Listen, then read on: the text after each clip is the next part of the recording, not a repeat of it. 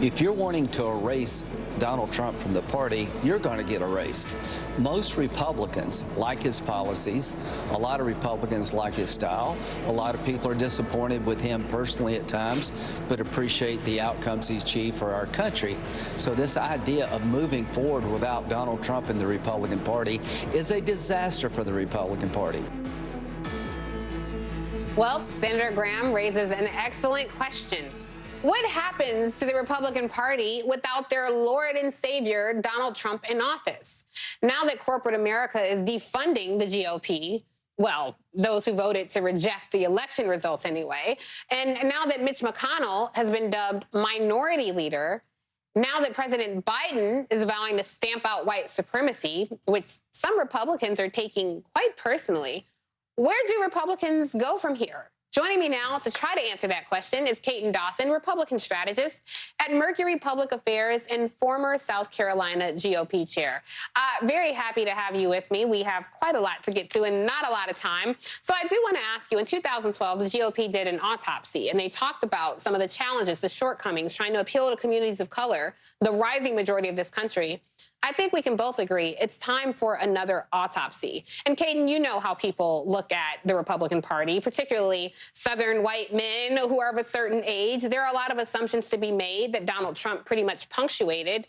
What is your autopsy of the GOP right now in a post-Donald Trump party? And what responsibility do you take as a member of the GOP in helping to unite this country? Well, a lot of things, you cover a lot of issues there, but what Donald Trump did do for us, Tiffany, is bring 9 million new people into the last election. We didn't win, but we had a lot of successes at the state level, like my home state of South Carolina. So what does the Republican Party do? But do you want those people? A lot of those people were like QAnon supporters and white supremacists. Are those the people that you want in the GOP? Well, you can't. I mean, if we're going to do the litmus test and the quotas, we want people who are voting for our policies and the successes we had. Donald Trump's tenure in office certainly at times conducted himself differently than any president we've ever had. But Lindsey Graham's right. Differently, illegally. If we want to forget how we got our successes and forget how the Republican Party got there, then we are going to be in the ash heap of political parties. So we have to move forward with the policies, move past the personalities, talk about the successes we had. And again, the country's now split 50-50, just where the framers did. The country isn't split 50-50, though. I think elected officials are split 50-50, but when you look at the country, it's quite not split 50-50. The Republican Party is increasingly becoming anachronistic in some of the conservative, as you call it, policies. And I want to ask you about something that you actually said when there was a race in South Carolina, and you said the pro-life party, as you call them, is the strongest force in South Carolina. And so as we sit here and talk about an autopsy for the GOP, where does the pro-life party, as you call them, stand on this violent insurrection now that we have at least 5 dead bodies on the floor?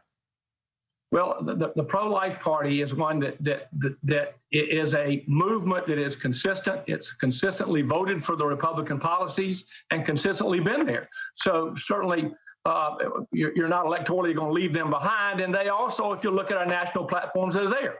That's a complete argument of pro-choice versus pro-life. But certainly I'm not going to turn my back on that individual, those individuals, or that movement. But what about the racism? I mean, like, there is no question now. I think a lot of us have always known that the Republican Party, is an apologist, sympathizer, or perpetuator of racist policies. Where do you stand on that now? A disproportionate number of people of color watch this show. What do you say to the rising majority of this country who looks at this party and says, yeah, you're celebrating people who tried to seize the U.S. Capitol. You're saying Donald Trump is the face of your party. A lot of the folks who are elected officials kowtow to him the entire time. How can you speak to the rising majority of this country and convince them that that is not your ideology? Or are you even interested in convincing them of that? Well, I think it's not a true statement that we're celebrating the people who attacked the Capitol. I mean, well, you look at Matt Gaetz, you look at Lindsey Graham. I mean, you look at the people who sat on the floor, Jim Jordan, Kevin McCarthy, who did a complete 180. What am I missing? you were missing that they weren't celebrating it. Those people will be held responsible. But what I think the question that you've asked is what do you think the future of the Republican Party is? And the future is going to be back in the states. And we've got 2022 with the House of Representatives coming up. We've got a challenge of testing in 2 shots that the Biden administration is going to have to deliver. And those are the litmus tests that are going to be in front of us. What Donald Trump did do for the Republican Party is, and surprising is, he increased our minority participation further than I ever thought we would have seen it.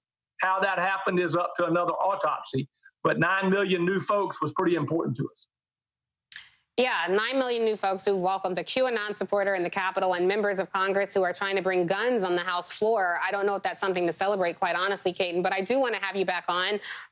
Just one thing I want to point out, in 2008, you resigned from an all-white country club and preparing for the campaign to be a party chairman. And I think a microcosm of looking at the GOP is, did you not know it was an all-white country club before? So now this 11th hour appeal, I think, leaves a lot of people in question. And I invite you back to have this conversation many more times, because I do think people of color would love to have this conversation continue about how we move forward and unify the country. So thank you for joining me. I look forward to having you back, and watching at home, don't go anywhere, because